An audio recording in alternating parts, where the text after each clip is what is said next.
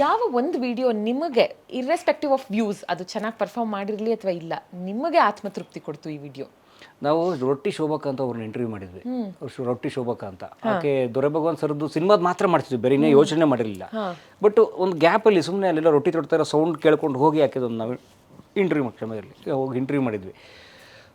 ಅದು ತುಂಬ ಚೆನ್ನಾಗಿತ್ತು. ಅವ್ರು ನೈಟಿನೇ ಹಾಕೊಂಡು ರೊಟ್ಟಿ ಬಡಿತಾನೆ ಇದ್ರು, ಒಂದು 7-8 ಹೆಣ್ಮಕ್ಳನ್ನ ಸೇರಿಸ್ಕೊಂಡು. ಮೀನ್ಸ್ ಬೆಂಗಳೂರಿನ ರೊಟ್ಟಿ ಸೆಂಟರ್ಗಳಿಗೆ, ಉತ್ತರ ಕರ್ನಾಟಕ ರೊಟ್ಟಿ ಸೆಂಟರ್ಗೆ ರೊಟ್ಟಿ ಸಪ್ಲೈ ಮಾಡೋರು. ಸೊ ಅವ್ರ ಇಂಟರ್ವ್ಯೂ ತುಂಬ ಚೆನ್ನಾಗಿತ್ತು. ಸಡನ್ನಾಗಿ ತಂದು ಹಾಕಿದ್ವಿ, ಅವತ್ತು ಹೋಗಲಿಲ್ಲ ವ್ಯೂಸು. ಯಾಕೆ ಅಂತ ಹೇಳ್ತೀನಿ, ಅವ್ರು ಬರೀ ಸಿನಿಮಾದ ಮಾತ್ರ ಹಾಕ್ತಿದ್ವಿ. ಆಡಿಯನ್ಸ್ ಹೆಂಗೆ ಫಿಕ್ಸ್ ಆಗಿರ್ತಾರೆ, ಸಿನಿಮಾದವ್ರು ಕಂಟೆಂಟ್ ಹಾಕ್ತಾರೆ ಇವರು ಅಂತ. ನಾವು ಆ ಥರದ್ದು ಯಾರು ನಿಜವಾದ ಬದುಕಿನ ಒಂದು ಕಥೆ ಹಾಕಿದಾಗ ಹೋಗಿರಲಿಲ್ಲ.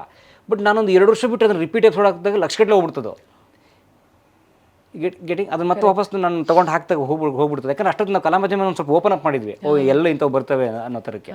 ಸೊ ತುಂಬ ಇಷ್ಟ ಅದು ಆಕೆ ಬದುಕು. ಆಕೆನೂ ಬಾಗಲಕೋಟೆ ಬಿಟ್ಟು ಬಂದು ಬರಿಗೈಯಲ್ಲಿ ಬಸ್ ಇಳಿದು ತುಂಬ ಕತೆ, ಅವರು ಭಾಳ ದೊಡ್ಡ ಕತೆ ಅದು. ಖಂಡಿತ ಹೋಗಿ ನೋಡ್ತೀವಿ ವಾಪಸ್. ಯಾವ ಒಂದು ವಿಡಿಯೋಗೆ ತುಂಬಾ ಅಂದ್ರೆ ತುಂಬಾ ಪಾಸಿಟಿವ್ ಕಮೆಂಟ್ಸ್ ಬಂತು? ಅಫ್ಕೋರ್ಸ್ ಸಾಕಷ್ಟಕ್ಕಿದೆ, ಒಂದು ನಿಮಗೆ ಪ್ರಾರಂಭದ ವಿಡಿಯೋಸ್ಗಳೇ ಶಂಕರ್ನಾಗ್ ಸೀರೀಸ್ ಡೇ ತುಂಬ. ಅವಾಗ ಅದು ನೋಡಿ, ಇವತ್ತಿಗೆ ನಾವು ಈಗ ಲೀಲಾವತಿ ಅವರ ಮಕ್ಕಳನ್ನ ಮಗ ಮಾತಾಡ್ಸಿದ್ದೀವಿ. ಜನಕ್ಕೆ ಗೊತ್ತು ಇವ್ರು ಮಾಡೇ ಮಾಡ್ತಾರೆ ಅಂತ. ಅಂದ್ರೆ ಜನಕ್ಕೆ ನಮ್ಮ ಬಗ್ಗೆ, ನಮ್ಮ ಕೆಪಾಸಿಟಿ ಬಗ್ಗೆ ಒಂದು ನಂಬಿಕೆ ಇದೆ ಅವ್ರಿಗೆ. ಆಕ್ಚುಲಿ ಅದಕ್ಕಿಂತ ಕಮ್ಮಿದ್ ಕೊಡಿ, ನಿನ್ನ ಯೋಗ್ಯತೆ ಇದೆಲ್ಲ ಅನ್ನೋದ್ರಿಗೆ ಅವರೇ ಕಮೆಂಟ್ ಹಾಕ್ಬಿಡ್ತಾರೆ. ಇದ್ಬಿಟ್ಟು ಬೇರೆ ಏನೋ ಮಾಡೋ ಅಂತ. ಅವ್ರಿಗೆ ಗೊತ್ತಿದೆ ಲೀಲಾವತಿ ಅವ್ರ ಕುಟುಂಬನವ್ರಿಗೆ ಆಕ್ಸೆಸ್ ಸಿಗುತ್ತೆ, ಕಲ್ಪನಾ ಸಮಾಧಿನೂ ಸಿಗುತ್ತೆ ಇವ್ರಿಗೆ ಅಂತ. ಕಲ್ಪನಾ ಸಮಾಧಿ ಮಾಡಿದ್ರೆ ನಂಗೆ ತುಂಬ ಒಳ್ಳೆ ರೆಸ್ಪಾನ್ಸ್ ಬಂದಿತ್ತು. ಯಾಕಂದರೆ ಅಲ್ಲಿವರೆಗೂ ತುಂಬ ಜನ ಹುಡುಕ್ತಿದ್ರು ಕಲ್ಪನಾ ಸಮಾಧಿ ಇಲ್ಲಿದೆ ಅಂತ. ಅದು ನಾವು ಹುಡುಕಿದಾಗ ನಿಜಕ್ಕೂ ಮಾಸ್ಟರ್ ಆನಂದು ನಮ್ಮ ಕ್ಯಾಮ್ರಾಮನ್ಗೆ ಯಾವಾಗಲೂ ಹೇಳ್ತಿರ್ತಾರೆ, ಮಾಸ್ಟರ್ ಅಂತ ನಮಗೆ ಗೊತ್ತಿಲ್ಲ, ತುಂಬ ದೊಡ್ಡ ಕಲಾವಿದರು ಅವರು. ಆ್ಯಕ್ಚುಲಿ ಕಲ್ಪನಾ ಆತ್ಮಕ್ಕೆ ಮುಕ್ತಿ ಕೊಡಿಸಿದವ್ರು ನೀವು ಅಂತ ಹೇಳ್ಬಿಟ್ಟಿದ್ರಂತೆ.